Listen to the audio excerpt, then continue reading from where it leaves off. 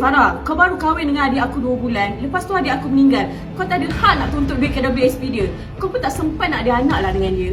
Kak, kenapa nak marah-marah ni? Tak kisahlah kahwin 2 bulan ke 2 hari, duit KWSP tu tetap perlu bahagi ikut Farah Dan Farah ada bahagian dalam KWSP tu. Time Abang Man masih hidup, puas dia belikan akak gelang, cincin, rantai emas untuk akak. Tak cukup lagi ke?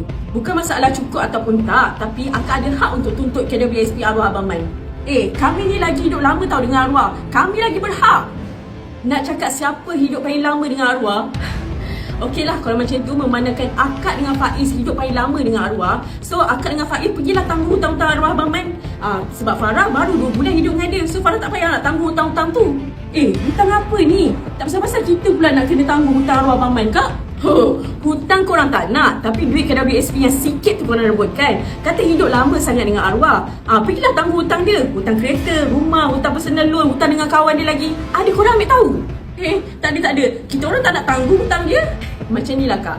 Kalau akak dengan Faiz nak sangat bahagian Farah dalam duit KWSP tu, akak ambil lah. Setakat duit KWSP RM100,000 tu, apalah sangat nak dibandingkan dengan duit hibah RM500,000 yang arwah tinggalkan untuk Farah. Tak heran pun. Farah, akak dengan Faiz tadi gurau je.